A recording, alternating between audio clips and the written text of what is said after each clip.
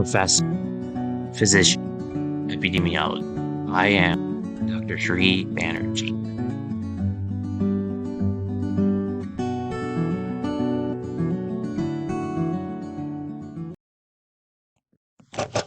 Hello, everyone.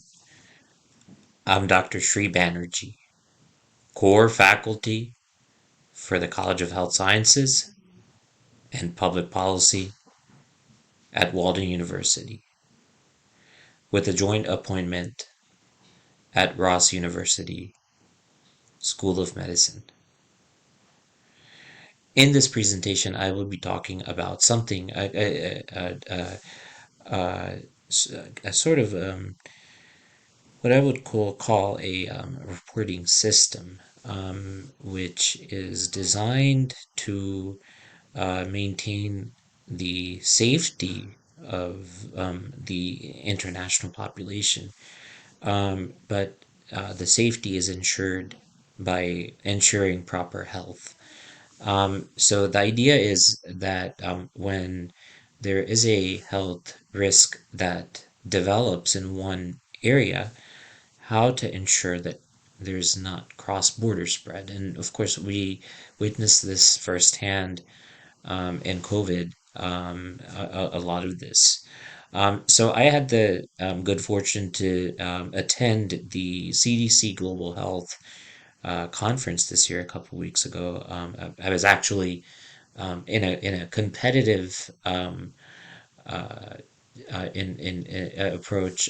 My abstract was selected among many that were submitted, and so I, along with many others that I collaborated with, conducted original research and presented it here.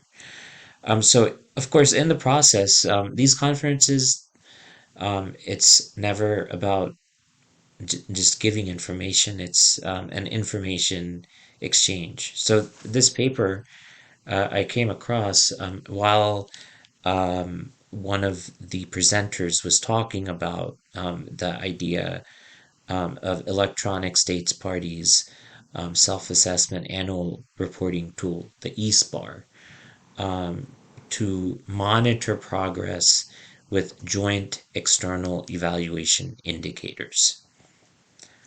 So this particular paper was looking at several gaps that exists, most notably in antimicrobial resistance. And of course, within the conference, there was a lot of talk on multi-drug resistance, tuberculosis, and how that is has an impact. And in fact, just about over a year ago, in the Beacons of Light with Dr. Sue Subak, I actually explained to her about the concept of drug resistance and how it develops.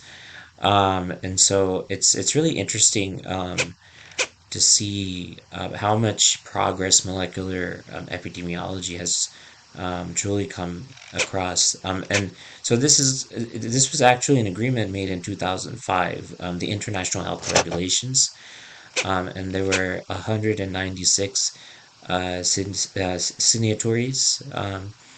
And so the core capacity implementation was made through an annual multi-sectoral self-assessment process. And this was known as the State Party Self-Assessment Annual Reporting, SPAR. And this mandatory process sits alongside the voluntary external peer-reviewed JEE, Joint External Evaluations. So, as two core components of the IHR monitoring and evaluation framework, these are working side by side, the SPAR and the JEE. So these are, even though they're intended to be just every 4 to 5 years, realistically speaking, that does not take place. So this goes into, if you want to look more into this paper, this is again looking at global health security, but in the context of having maintained antimicrobial resistance and tracking that. and not having that spread, actually, should I say. So some of these indicators were mapped, and so you could kind of see what all of the different indicators are. And so they end with a nice discussion talking about the correlation between the IHR monitoring and evaluation framework, and then the and then the state self-assessment and reporting tool, and how they are complementary with the joint external evaluation tool, for, to try to map some of these indicators, as has been indicated, provided. And there are gaps in antimicrobial resistance, especially in terms of the indicators. 3.1, 3.2, and 3.4 are addressing antimicrobial resistance and vaccinations. 7.1, 7.2. So these kind of, as you can see, these codes actually read very similar to the Sustainable Development Goal codes, or targets, as they're called, and so it's really interesting to look at these. So in this part, instead of looking at just a research article, I also go to primary sources like the CDC for more insight. And so this is for advancing global health security, and the CDC achievements and impact 2018. And this was actually then updated according to the Global Health Security Agenda 2020 annual report. And so you can kind of take a look at how COVID-19 has affected a lot of the progress that had been made. But also, what is interesting is some of the global health security investments that are actively being done in terms of in the field in Uganda and in Guinea. Laboratory commitments and innovations pay off. There's an example of, and this is a nice case study example of how the government of Ethiopia strengthened laboratory capacity, collaborating with the Centers for Disease Control, and in doing so rapidly expanded testing to thousands of specimens per day and increased testing sites from one to more than 50. So this is an extremely effective way of increasing Vietnam's testing capacity, and also other developing countries.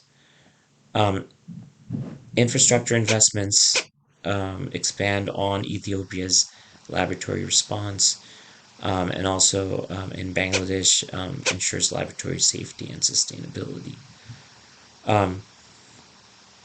So as you can see, there's multiple examples of how global security and global health are intertwined, and but the perspective of global health from a security context is different than when you're thinking about just global health in general.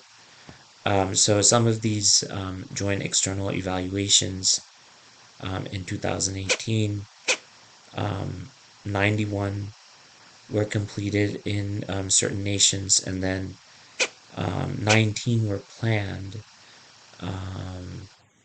For instance, in the country of over here in Nepal, it was planned, and then global health security agenda assessments completed 6. So that it shows that there's kind of a broad distribution, but the critical parts of the success of JEE is in facilitating global implementation, leveraging CDC's world-class expertise, and building a better external evaluation process. And this is the only way to ensure health security strengths and weaknesses. And so it's important for all nations to come up with an action plan. And this um, fact became apparent now more than ever before due to the pandemic and as a result of the pandemic. So I hope this has given you some insights into this important tool that was introduced to me in the Global Health Conference that took place at CDC this year. Thank you for listening.